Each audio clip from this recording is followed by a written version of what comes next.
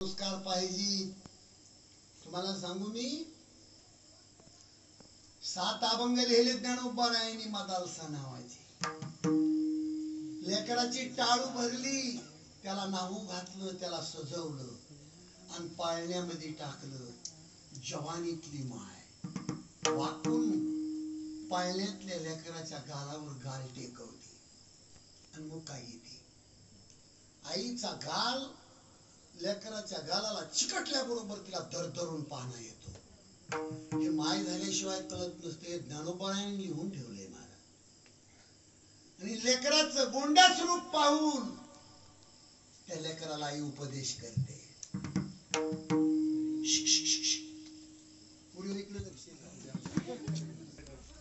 वाकून लेकराच्या गालावर गाल ठेवला. आईने तिला पाहणा पकडला. लेकराचं गोंड स्वरूप पाहून ती आई लेकराला म्हणते, वा बाप रे बाळा, काय गोंड स्वरूप दिलंय देवानी तुला. जेवढा आनंद झाला आईला तेवढं दुःख झालं. आनंद का झाला देखणं मूल पाहून, दुःख का झालं हे आपल्याला कळणं गरजेचं आहे. ती आई त्या बाळाला म्हणती, इतकं गोंडच देवानी तुला रूप दिले, पण एक दिवस कितीही देखना माणूस नदीच्या काठावर पत्र्याच्या शेड मध्ये डिझेल आणि रॉकेल टाकून लोक फुकून देतात. त्या लेकराला आई म्हणते, इतक्या वाकट्या जागेवर तुझा जन्म झाला, इकडे लक्ष द्या. प्रत्येक जन्माला आलेला माणूस या मंदिरामधला एवढ्या घाणीत जन्माला आलाय की तितकी दुर्गंधीची जागा या जगात नाही कुठं. हे ज्ञानोबारायांनी वर्णन केलंय. उपदेश मदाल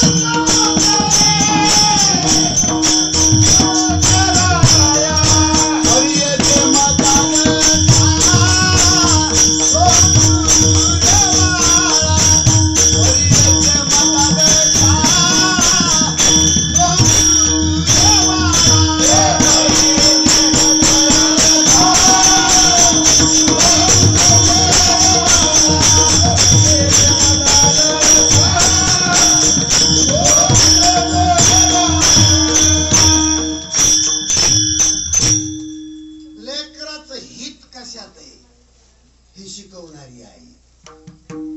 त्या लेकरावर संस्कार टाकते ती आई. वाकट्या जागेवर तुझा जन्म झाला, माझ्या पोटातून बाहेर आलास. माझी विनंती आहे, मनुष्य जन्म फक्त 2 कामासाठी आहे. देवाचा शोध घे, संताचा शोध घे. तुझं कल्याण होईल आणि तू तुला पाहून जग. शब्द खूप महत्वाचे बरं. हे आपल्या तरुण मंडळी इकडे लक्ष द्या. जीवन जगत असताना दुसऱ्याकडे पाहून कधी जगू नका महाराज. स्वतःला पाहून माणसानं जगलं पाहिजे. वामनराव पैच वाक्य, तूच आहेस तुझ्या जीवनाचा शिल्पकार. दुसऱ्याला पाहिल्यावर दुःख आहे, स्वतःला पाहून जगल्यावर सुख आहे. निज ध्यानी निज पाले, लक्ष लागू दे डोळा. निज ते तू विसरलासी, होशीवर पडा काळा. पर्य दे मदालसा, सोहम जुजुरे बाळा.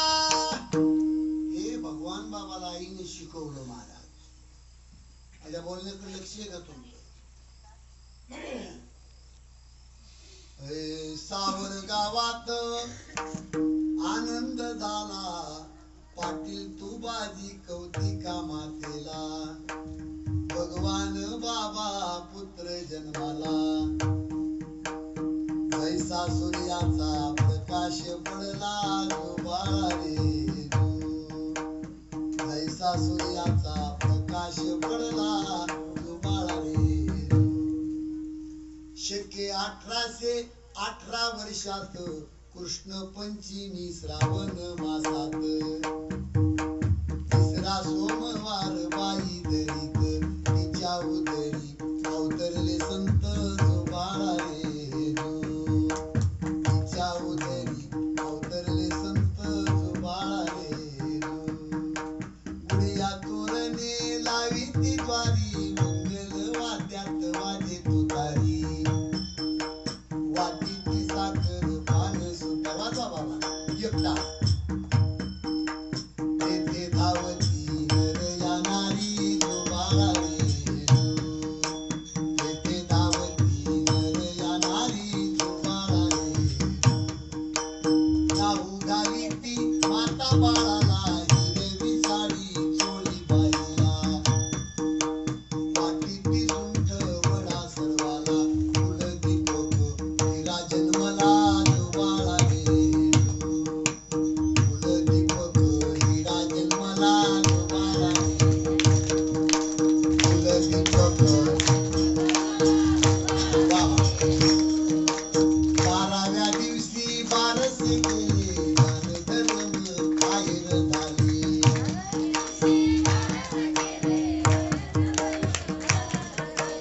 जन्मभूमीसी भोजन दिले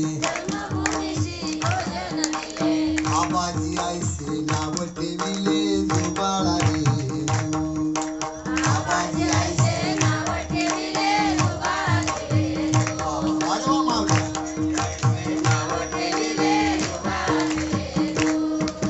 सोन्याची सरी बाळा घाली ती पायी पैंजण वाळे वाजती पायी पैंजण वाळे वाजती दुडा आण मुद्रिका हाती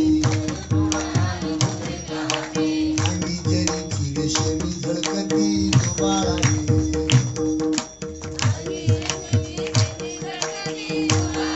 बाबा अंगी रेशमी जरीची झळकती जो बाळा रे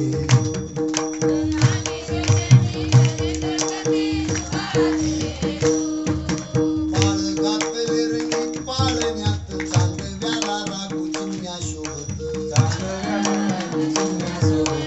धरती कामाचा पाना हरवीत ज्योतिष बाळाची भविष्य सांगत जो बाळा रे ज्योतिष बाळाचे भविष्य ब्रह्मचारी हा बाळ राहील वेंकट स्वामीचा शिष्य होईल प्राण्याची हिंसा बंद करील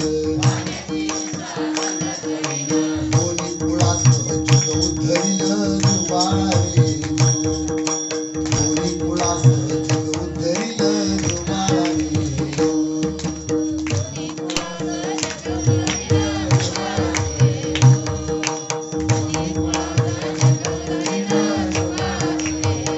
शेडा लावणी तुतारी वाजती भारतात चोपदार संगे चालती भगवान बाबा कीर्तन सांगती रूप पाहता नेत्र दीपती जो बाळा रे रूप पाहता नेत्र दीपती जो बाळा रे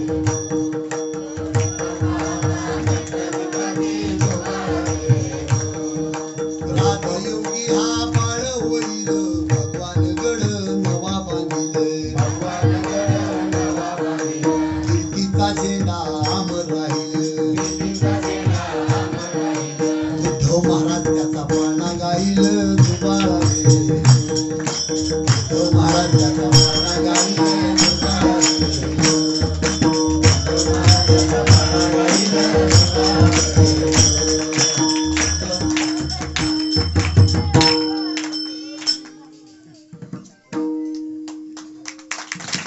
भाकरी करीत करीत तरी मावशी होतून पाळणा म्हणलात कनी लय कल्याण होईल तुमचं. काय ताकद आहे भगवान बाबा मध्ये, काय शक्ती आहे महाराज. 2000 मंदिरं बांधले महाराष्ट्रामध्ये भगवान बाबाचे. इथं सुद्धा आपल्याला बांधायचे. थोडं थांबा, कोणच मंदिर बांधू आपण. आम्हाला दक्षाना झटून मागितली, तुम्हाला एखाद्या वेळेस मीच देईन, काही चिंता करू नका.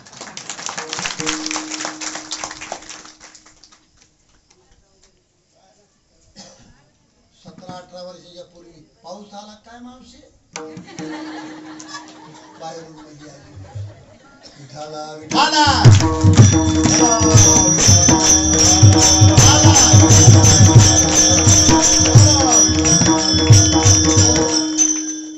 लेकुराचे हित वाहे माऊलीचे चित्त. इकडे लक्ष द्या, काय होत नाही मावशी, इकडे लक्ष द्या, कालवा करू नका. संत भगवान बाबाच्या मातोश्री मरण पावल्या. त्यावेळेला भगवान बाबा अमरावतीला होते.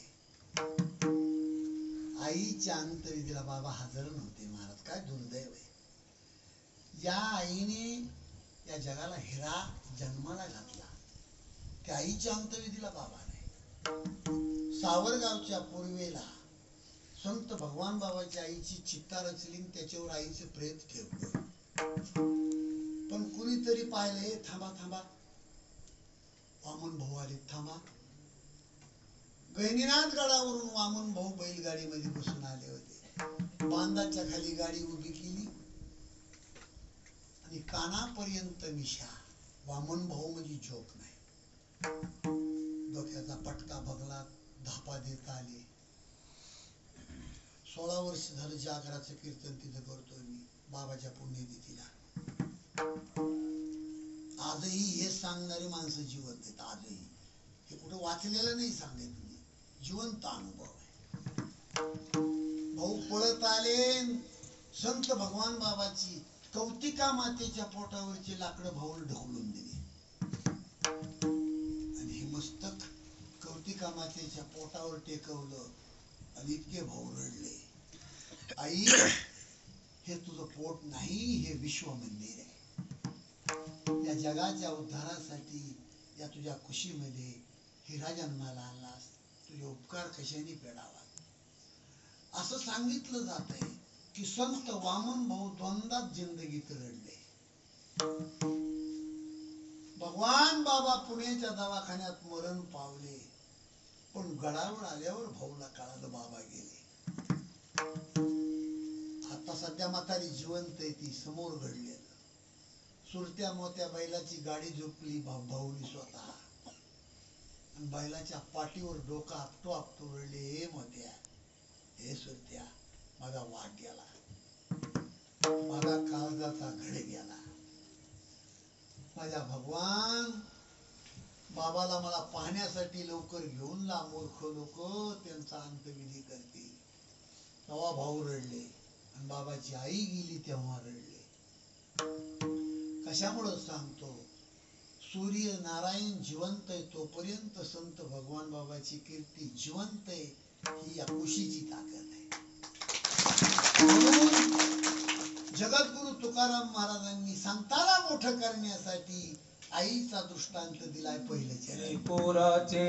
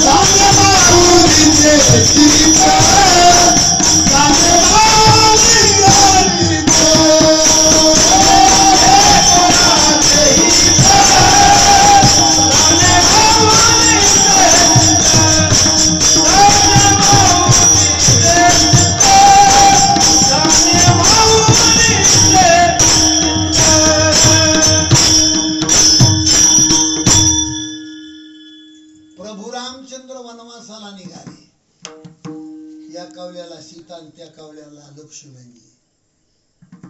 सीतेकडे पाहिलं रामाने विनंती केली. सीते 14 वर्षाचं जंगल कठीण आहे, तू इथं थांब. त्यावेळेला सीता म्हणते पतिदेव अयोध्यात तुमची स्वर्ग आहे, पण पती विन मला नरक आहे. आणि गोस्वामी तुलसीजींनी तिथं चोपाई लिहून ठेवली.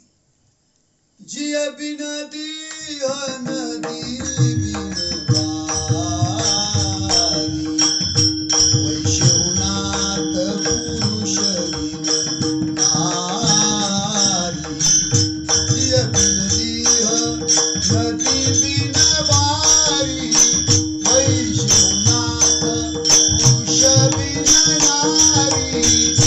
जय सिया राम बोलो जय सिया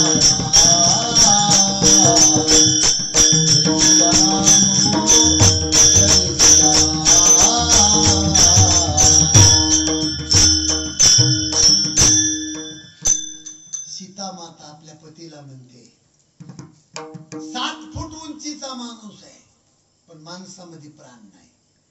माणसाला काही किंमत द्या. 2 किलोमीटर रुंदीचं नदीचं पात्र आहे, पण नदीमध्ये पाण्याचा थेंब नाही, नदीला किंमत. तसं नौजवान देखणी बाई आहे, पण तिच्या संगतीमध्ये तिचा पती नाही, त्या बाईला जगात किंमत नाही. जिय बिन दिह नदी बिन बारी, वैष्णवनाथ पुरुष बिन नारी. राम म्हणले सीते येतीस तर चल. आता लक्ष्मणाकडे पाहून रामाने हात जोडले. लखन आपले बाबा कैकेयीच्या महालात पडू नये, अयोध्येतली प्रजा दुःखात आहे, तू थांब. आपल्या बाबाचं वचन पूर्ण करून येतो, 14 वर्ष वनवास पार पाडून. लक्ष्मणाने सांगितलं दादा मला जर तुम्ही टाकून जात असाल तर ही गोष्ट पक्की आहे दादा, की उद्या सूर्य उदयापर्यंत जगात शोधून सुद्धा लक्ष्मण तुम्हाला सापडणार नाही. रामाचं हृदय भरून आलं. लक्ष्मणा ठीक आहे, तुला माझ्या सोबत यायचंय ना, तर तुझ्या आईची परवानगी घेऊन ये. आपल्याला अभंगाच्या मुद्द्यावर येण्यासाठी रामायणात गेलोय मी. उडत बागडत लक्ष्मणजी गेले आणि सुमित्रा मातेच्या चरणावर नतमस्तक झाले. माय लेकराचा संवाद आहे रामायणातला अतिशय गोड, इकडं लक्ष द्या. लक्ष्मणजी आईला म्हणले आई रामाची सेवा करायला 14 वर्ष जातो, मला परवानगी दे.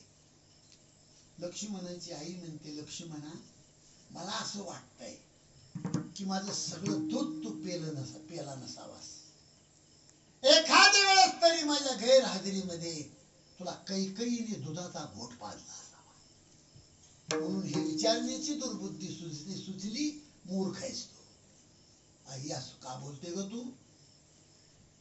नीट लक्ष द्या. लक्ष्मणाची आई म्हणते लक्ष्मणा रामाची सेवा करायची म्हणून परवानगी मला मागायला आला तू आज. लक्ष्मणा तू माझ्या पोटात होतास, मी गरोदर होते, त्या काळात तुझा बाप मला डोहाळ विचारायला आलता. सुमित्रे तुझं डोहाळ काय?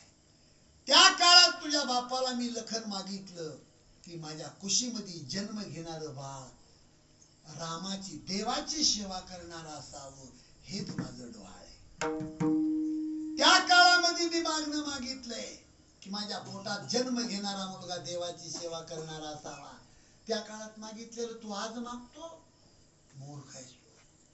नीट लक्ष द्या.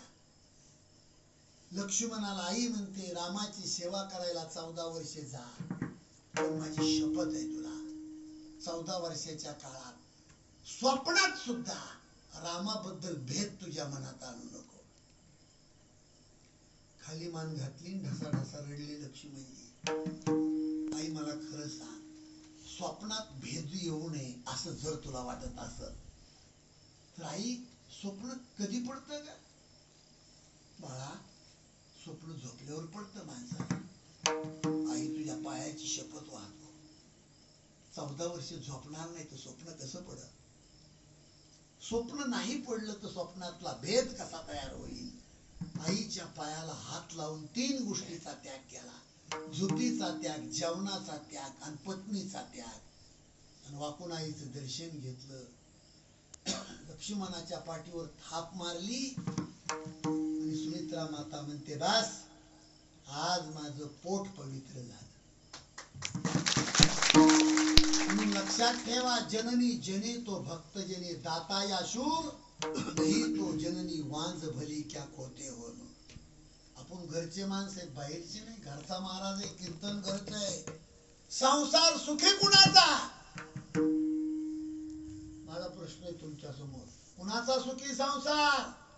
ज्याची संतती योग्य त्याचा संसार सुखी. श्रीमंत किती कोण आणि गरीब किती कोण ही गोष्ट बाजूला ठेवा, पण ज्याच्या पोटी लेकरं चांगले. म्हणून शास्त्र असं शिकवतंय, मुलाला 10 एकर जमीन घेऊन ठेवण्यापेक्षा घेतलेली जमीन विकून टाकीन असे लेकरं बनवू नका. भगवान बाबा सांगायचे, शेती विकली तर चालेल पण लेकरं शिकले पाहिजे. हा संत भगवान बाबाचा संदेश होता. म्हणून लेकराचं हित जाणणारी आई आहे सज्जनांनो. म्हणून तुकोबारायांनी संताला मोठं करण्यासाठी जगात आईची उपमा दिली. लेकुराचे हित वाहे माऊलीचे चित्त. आणि खूप महत्वाचा प्रश्न आहे, माणसाच्या जीवनामध्ये हित म्हणजे नेमकं काय? संपत्ती कमवणे हे हित नाही. माझ्याकडे लक्ष आहे का तुमचं? सोन्याच्या ताटामध्ये जेवले राजे जनक, सोन्याच्या कॉटवर झोपले आणि गाढ झोपल्यावर राजा जनकाला स्वप्न पडलं भिकाऱ्याचं. वाकडी तिकडी काठी गाठी गाठीचं धोतर, अंगात 12 बंडी मळालेल्या कपड्यांनी डोकं गुंडाळलं, जर्मनचं पातेल, गल्लीत भीक मागतो स्वप्नामध्ये राजा जनक. आणि झोपलाय कशावर? माझा प्रश्न आहे तुम्हाला, सोन्याच्या कॉटवर झोपणाऱ्या माणसाला भिकाऱ्याचं स्वप्न का पडावं? बोला बोला दादा. सोन्याच्या कॉटवर झोपणाऱ्या माणसाला भिकाऱ्याचं स्वप्न?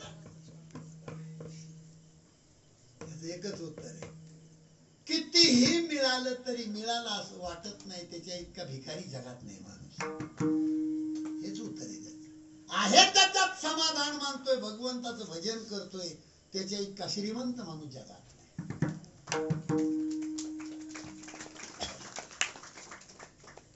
जाग्यात मावशी म्हणलं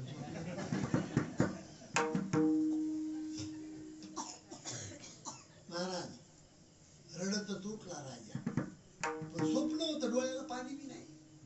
पण अष्टप्रधान बोलविले, ए सोन्याच्या ताटात जेवलो, सोन्याच्या पाठवर झोपलो, भिकाऱ्याचं स्वप्न पडलं. गल्लीत भीक मागतो मी स्वप्नामध्ये, स्वप्न खरं, सोन्याची पाठ खरी. योग्य उत्तर देईल त्याला कामावर ठेवील, योग्य उत्तर नाही मिळालं तर घरी पाठवील. 7 दिवसात 7 प्रधान घरी. 8वा प्रधान घरी येऊन निघणार, आपल्या मुलाला म्हणतो, बाळा राजाचा प्रश्न कठीण आहे, काय उत्तर देऊ? मुलगा म्हणला, बाबा कामावरच आज मी जातो, तुम्ही थांबा घरी. बापाच्या बदलीवर मुलगा आला, त्याचं नाव आहे अष्टवक्र. राजाला येऊन नमस्कार केला. राजा म्हणला, बापाच्या बदलीवर आला बाळ तू, प्रश्न माझा कठीण आहे, बोला महाराज काय प्रश्न आहे? बाळा सोन्याच्या ताटात जेवलो, सोन्याच्या क्वाटवर झोपलो, पण झोपल्यावर मला भिकाऱ्याचं स्वप्न पडलं, गल्लीत भीक मागतो मी. मग गल्लीतला भिकारी खरा का सोन्याची क्वाट खरी? याचं मला उत्तर पाहिजे. त्या मुलानं जनक राजाला पहिली एक शिवी दिली. राजा जनका, जग तुला ज्ञानी म्हणते, पण मला वाटते तुझ्यासारखा मूर्ख माणूस तूच आहेस. मूर्ख ही शिवी आहे. ही शिवी ग्रंथात लिहिण्यासारखी आहे. आपली शिवी चालत नाही ग्रंथामध्ये. बीपी वाढला राजाचा, का रे बाबा असं का बोलतो? त्या मुलानं सांगितलं, राजा स्वप्न तर खोटच आहे, पण जगातलं जे जे तुला डोळ्यानं दिसते हे तरी कुठं सत्य आहे? जे डोळ्यानं दिसत नाही ते सत्य आहे, दिसतंय ते सगळं खोट आहे. सत्य तू सत्य तू सत्य तू विठ्ठला कागा हा दाविला. गदी मांडगुळकरांची रचना आहे, गायले सुधीर फडक्याने. जीवासवे जन्मे मृत्यू जोड जन्म जात, दिसे भासते ते सर्व विश्वनाशीवंत.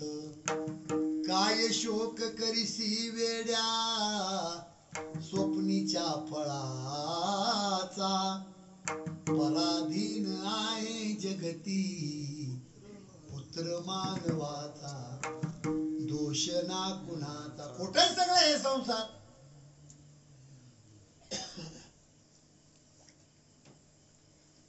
दोन ओंडक्याची होते सागरात भेट. ओंडके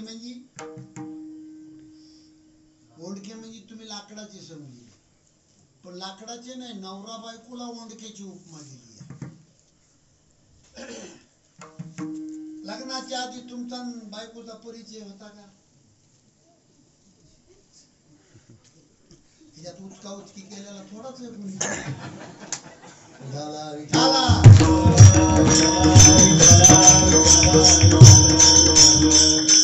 कोण्या गावची बाई?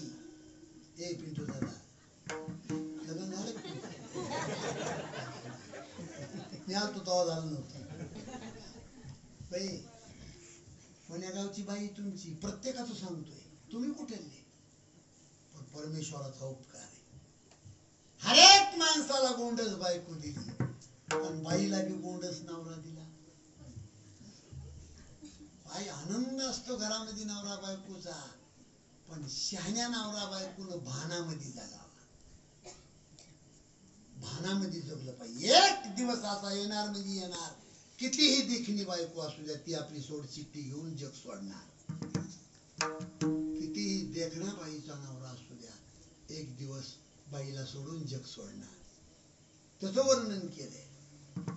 दोन ओंडक्याची होते सागरात भेट, एक लाट तोडी दोघा पुन्हा नाही गाठ. क्षणिक तेवी आहे बाळा मेळ मानसाचा, पराधीन आहे जगती पुत्र मानवाचा. दोष ना कुणाचा. कशामुळे सांगितलं? सगळं तोथांड आहे महाराज. आणि त्यातली त्यात जाता जाता तुम्हाला हात जोडून विनंती आहे, 95% अधोगतीचं जग आहे.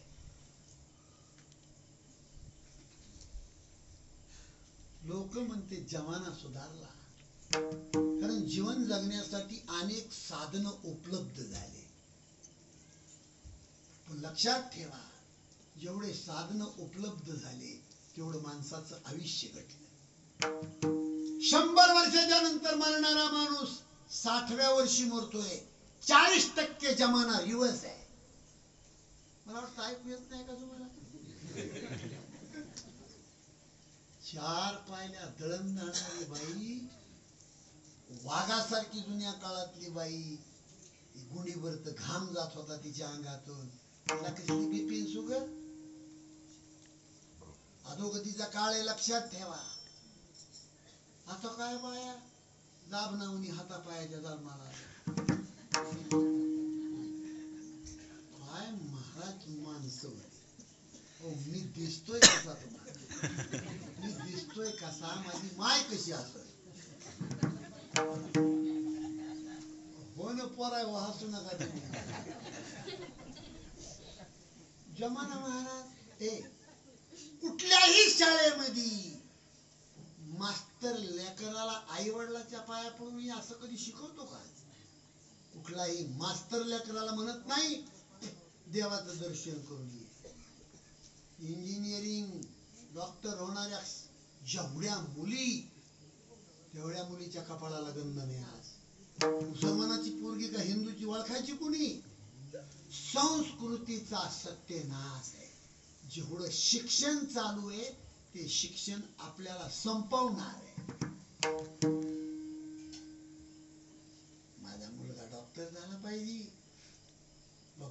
बापाच्या आशीर्वादानं व्हावा, पण बापाला आणि माईला पायानं तुडवण्यासाठी नाही. बीडला असे कितीतरी बंगले पाहतो मी आपल्या. 40 वर्षाचा परमार्थाचा जाणकार माणूस आहे. स्वच्छ परमार्थ केला आम्ही, घेणं नाही कशाचं. ज्या घरामधले मुलं अमेरिकेला, लंडनला, फॉरेनला राहायला गेले होते, त्यांच्या बंगल्यामध्ये आज डुकर नाचत. आपटू आपटू माय बाप मेले तर मातीला सुद्धा आले नाही महाराज. काय शिकले लोक. अरे संपत्ती, म्हणजे तुकोबरायांनी वर्णन केलंय, या धनाचा न धरी विश्वास, जैशी तरुवर छाया, याता याती चुकती मग तू भोगशील काया, या हरिभजना विन तुझा जन्म जातो वाया, या लागी वैकुंठनाथाच्या तू पडशी पारे पाया. ओम नमो भगवते वासुदेवाया. सूर्य उगवताना झाडाची सावली कुठं असती? पश्चिमेला. मावळताना पूर्वेला असते. तसंच आहे धनाचं. बाप श्रीमंत असला तर नातू भिकारीच असतोय. पिढ्यान पिढ्या बदल होत जातो महाराज. म्हणून संपत्तीपेक्षा घराचं नाव जिवंत राहण्यासाठी त्या घरामध्ये क्रांतिकारक मुलं जन्माला यावे, आणि हे सगळं जडणघडण आईवर आहे. म्हणून लेकुराचे हित वाहे माऊलीचे चित्त, आईशी कळवळ्याची जाती, आईशी कळवळ्याची जाती,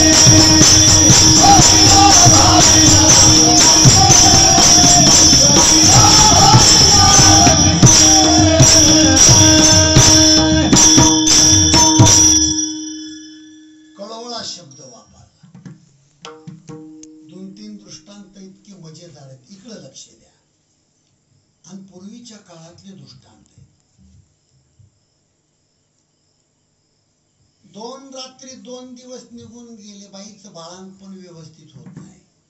आणि बाळंतपण या शब्दाचा अर्थ असा आहे, जन्मलं तर बाळ नसतात, त्याच्यातच त्या बाईचा अंत, याला म्हणतात बाळंत. आमच्या ज्ञानोबारायांनी वर्णन केलंय, नवमास कष्टलासी दाव्याने प्रसूत झाली, येताची कर्म जाड तुझी मान अडकली, आकांतते जननीये दुःखदाय मोकली, स्मरेच्या हरिहरा ध्याई श्री कृष्ण माऊली, पर्यते मदालसा सोहम जुजुरे बाळा,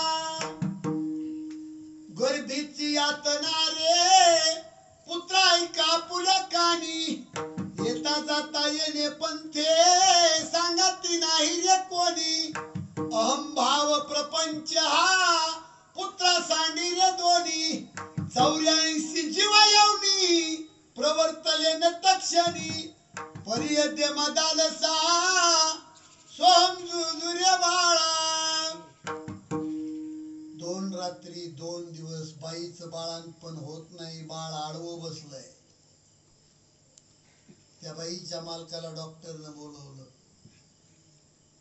रामदादा 2 पैकी 1 जगल. बाळाची गरज असली तर बाई जगणार नाही.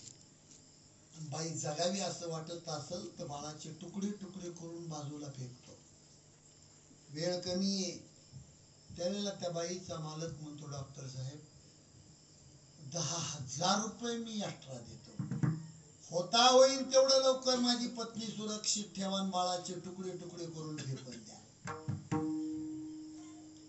कळवळा शब्दाबद्दल बोलतोय आपण.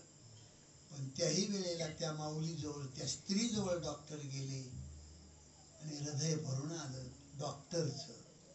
ताई माशावणी तडपता तुम्ही. 2 रात्री 2 दिवस गेले. बाई शेवटचं तुमच्या पोटातलं पाणी संपलंय. वेळ कमी आहे. तुम्हाला जगण्याची इच्छा असली तर बाळाचे तुकडे तुकडे करून बाजूला घेतो. पण बाळ जगावा असं वाटत असेल तर तुम्ही जगू शकत नाही. वेळ कमी आहे. त्यावेळेला गळ्यातली पवित्र तुळशीची माळ हातामध्ये घेते ती माऊली आणि खानदानी वारकरी ज्ञानेश्वरी वाचवणारा बाप आठवतो. डॉक्टर साहेब कुलवान बापाची मुलगी आहे मी. डॉक्टर साहेब शेती करणारा माझा बाप पण पांडुरंगाची वारी करतोय, भजन करतोय, ज्ञानेश्वरी वाचल्याशिवाय माझे वडील जेवत नाही. खानदान कुळ आहे माझ्या बापाचं. त्याच्या पोटी माझा जन्म झाला. याही पेक्षा डॉक्टर साहेब तुम्हाला खरं सांगू मुंगी पायाखाली मरू नये याची जाणीव ठेवणारा माझा बाप आहे. आणि खरं सांगा डॉक्टर साहेब त्याच्या पोटी मी मुलगी जन्माला आले. बाल हत्याचं पाप डॉक्टर साहेब आम्ही कुठं फेडावं. मी माझ्या जन्मदात्या बापाची शपथ वाटते. पवित्र तुळशीची माळीची आणि पांडुरंगाची शपथ वाहते डॉक्टर साहेब. या घडीला आनंदाने मी मरण स्वीकारायला तयार आहे. पण या गरीब घराला वंशाचा दिवा म्हणून माझ्या पोटातला हिरा जागवा एवढीच माझी विनंती. आईशी कळवळ्याची याला कळवळा म्हणतात. दुसरा 1 मिनिटाचा दृष्टांत घडल्याला लोणी प्रवरा राहुरी संगमनेर अकोले या भागामध्ये प्रवरा नदीच्या काठावर आजही बिबटे वाघ आहेत. किती बी आहे. शेतामध्ये बाई काम करती. 6 वर्षाचा मुलगा बिबट्या वाघानं उचलला. किंकाळी फोडली लेकरानं. आई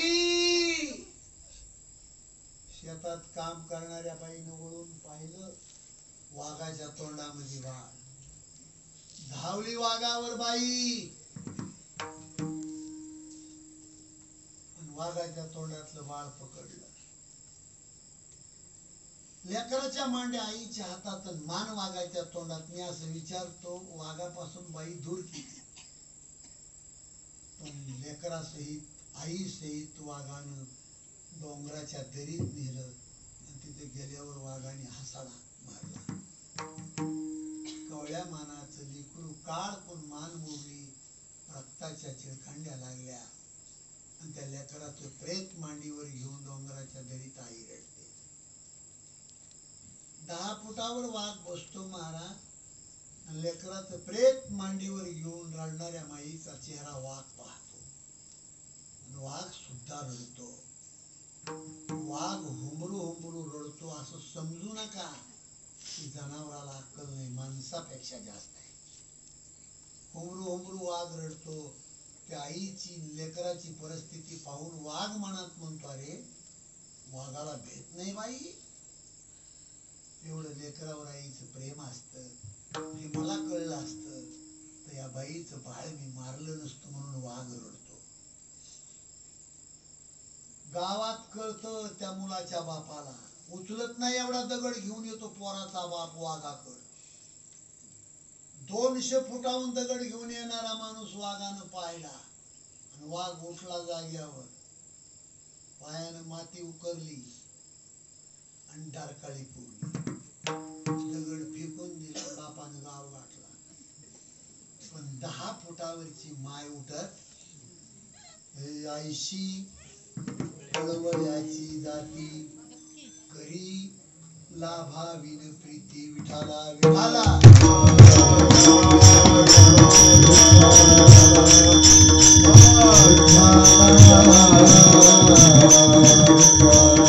मातेची आजीती मातेची आजीती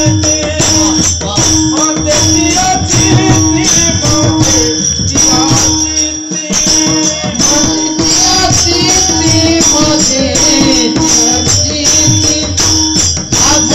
आजीती मातेची आजीती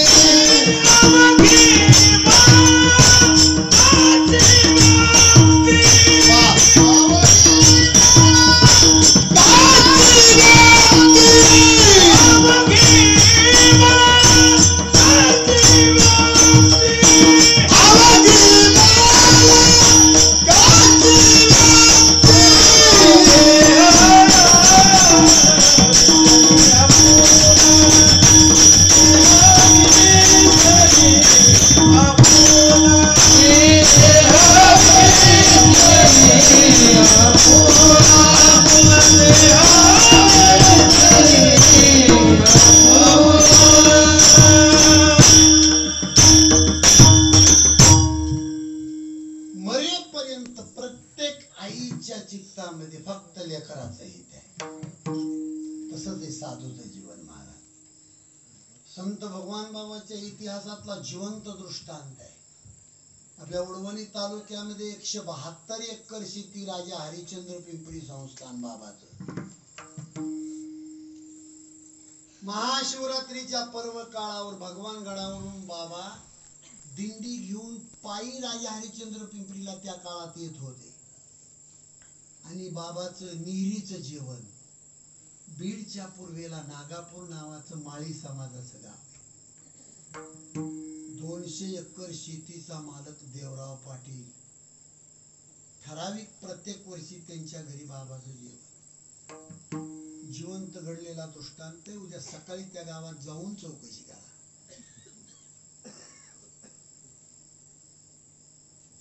पहाटपासून स्वयंपाक करतात महिलाच्या घरामध्ये. एकुलता एक 12 वर्षाचा सुदाम नावाचा मुलगा. जुन्या काळामध्ये गॅस्ट्रोची बेमारी, उलटी संडास, आणि 12 वर्षाचा मुलगा मरण पावला महाराज. ज्या घरी बाबा जेवणार त्या लेकराचं प्रेत मांडीवर घेऊन मायबाप ढोरासारखे रडू लागले. पण शेवटी संत भगवान बाबावर निष्ठा किती महाराज, किती निष्ठा. वाक्य लक्षात घ्या तुम्ही कीर्तनामध्ये. नवरा बायकोनी एकामेकाच्या कानामध्ये चर्चा केली.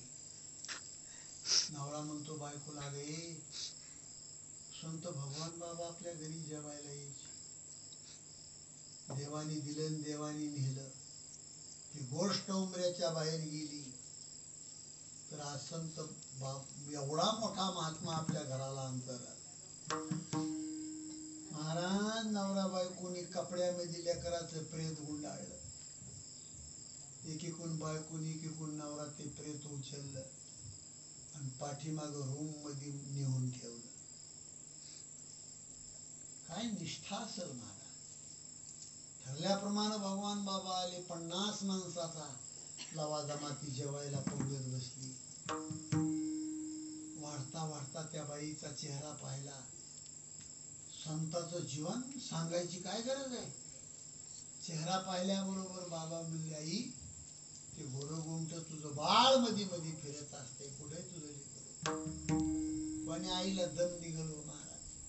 एकदम हुंदका बाहेर पडला. बाबा सोन्यासारखा माझा सुदाम सकाळी उलटी संडास माझं बाळ सोडून गेलं बाबा मला. माझा मुलगा मरण पावला सकाळी 6 वाजता.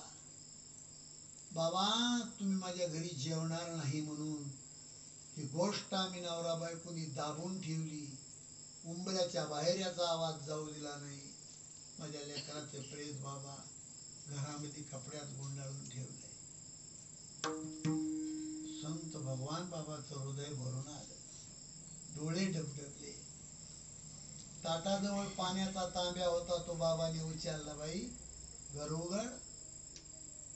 घर उघडलं. लेकराच्या अंगावरचा कपडा स्वतः बाबांनी काढला आणि हातामध्ये पाणी घेऊन लेकरावर शिंपडलं.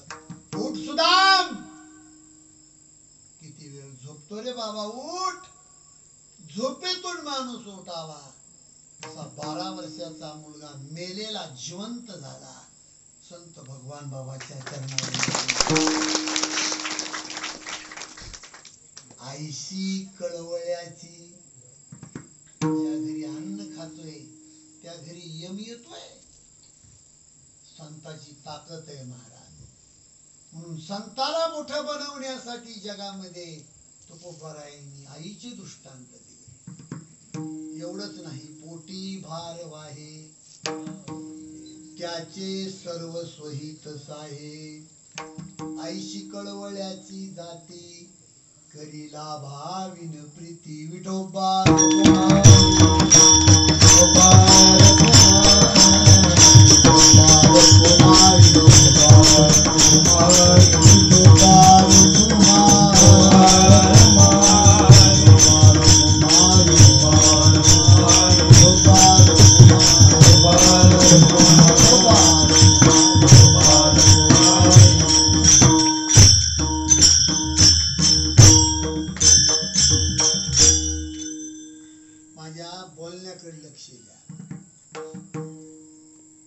जगामध्ये कुठल्या संताला सुखानं मरता आलं नाही महाराज. हरेक संताचं चरित्र वाचा. हरेक संताला समाजाचं दुःख भोगूनच मरावं लागलं. संत गाडगे बाबाचं प्रेत समाजाच्या दुश्मनीमध्ये 12 दिवस पडून होतं. अंतविधी करायचा कुठं म्हणून गावाची वाणी. संत भगवान बाबाचे परम शिष्य नथुराम बाबा किहाळकर, जिंतूर तालुक्यामध्ये किहाळ त्यांची जन्मभूमी. पण बाबांनी ते गाव सोडून दुसऱ्या गावात जाऊन राहिले. तिथं मरण पावले. त्या 2 गावाचं भांडण. अंतविधी कुठं करायचा. हरेक संताला संत भगवान बाबाच्या जेवणामध्ये लोकांनी विष घातलं आणि शेवट बाबाचा त्याच्यातच झाला. उभ्या जिंदगीमध्ये संत भगवान बाबा सावर गावाला फक्त 3च वेळेस गेले. फक्त तुमच्या आमच्यासाठी जीवन जगले. पुण्याला दवाखान्यात जाताना शेवटचं हनुमंतरायाचं दर्शन घेऊन गेले आणि जुन्या मित्राला एक भीक मागितली. रामभाऊ, या गावात माझा जन्म झाला, माझं नाव भगवान बाबा आहे, माझं स्वतःचं मंदिर इथं बांधण्यासाठी मला जागा देतो का?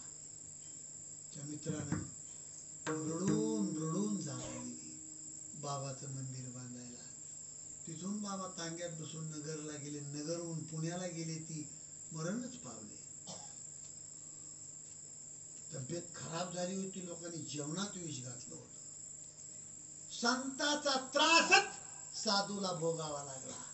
म्हणून जगद्गुरु तुकाराम महाराज म्हणतात, आमच्यासारखे मूर्ख माणसं, दगडासारखे माणसं यांचं ओझ आहे तुमच्यावर. त्या अभंगाचं शेवटचं. तुका मने माझे, तुका मने माझे, तुका मने माझे, तुका मने माझे,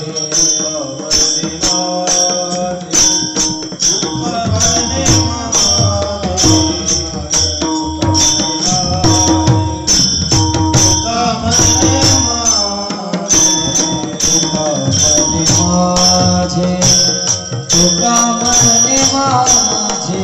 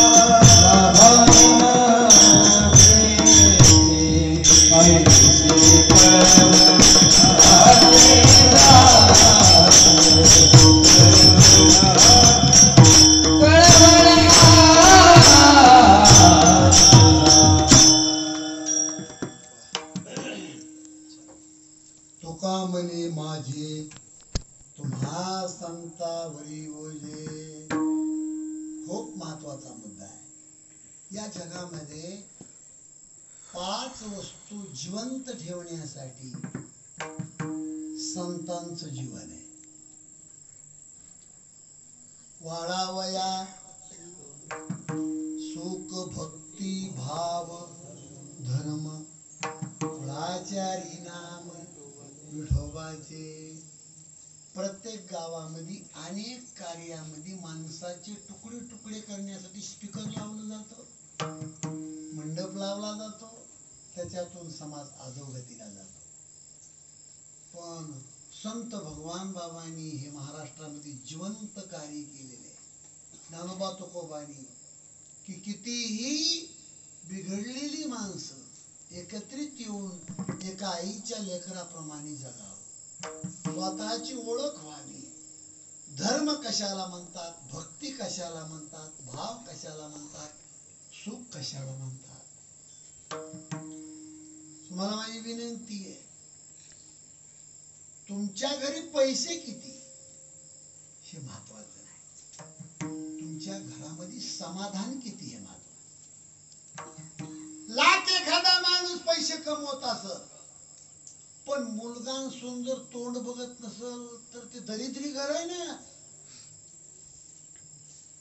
मला वाटतं मराठी कळत नाही काय की.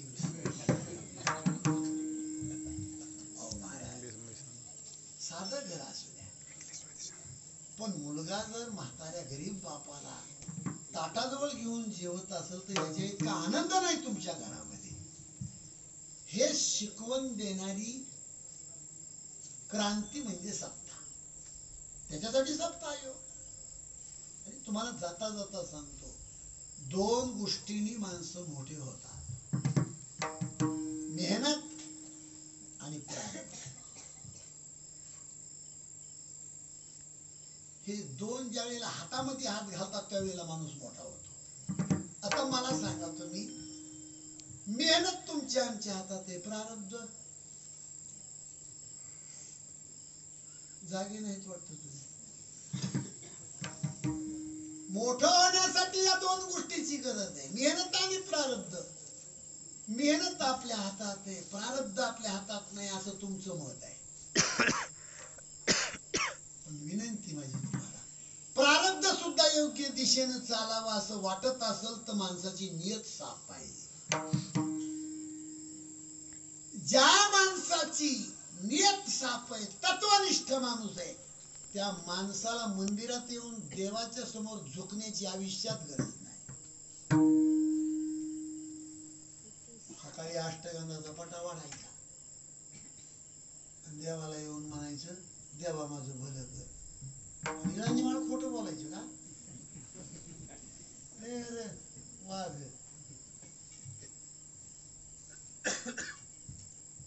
माझ्या बोलण्याचा अर्थ असा आहे की स्वच्छ जीवन जगण्यासाठी सप्ताह करतो आपण.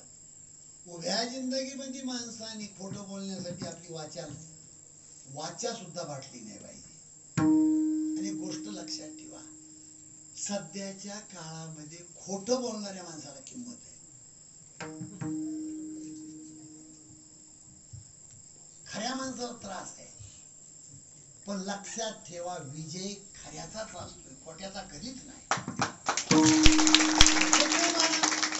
वाईट मार्गाने कमावलेली संपत्ती 10 वर्ष घरामध्ये टिकते, पण 11व्या वर्षी त्याला सुरुंग लागतो. हे शास्त्राचा सिद्धांत आहे.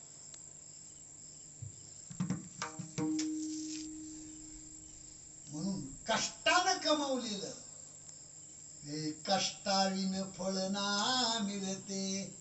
तुझ कळते परी ना वळते, हृदयात व्यथा ही जळते.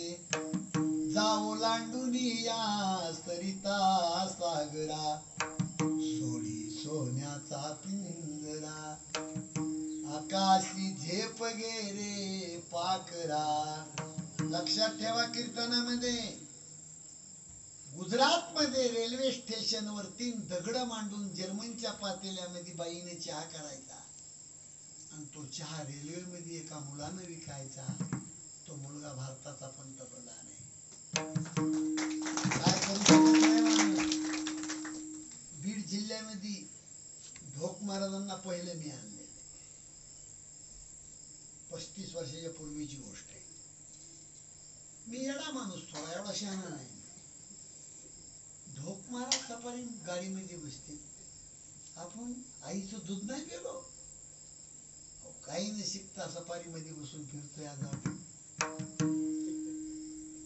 काही शिकलो नाही. मी महाराज मी काही शिकलो नाही. मला वाटतं ऐकूया ना काय तुम्हाला, अजिबात शिकलो नाही काही. पण 40 वर्ष वारकरी संप्रदायाचं जबरदस्त भजन केलं,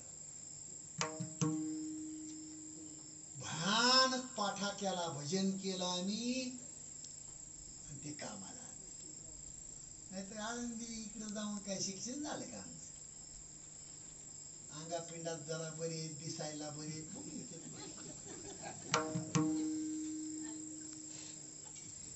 त्याही पेक्षा पुढे जाऊन सांगतो महाराज किती शिकला, त्याही पेक्षा तो वागतोय कसा, त्याला किंमत.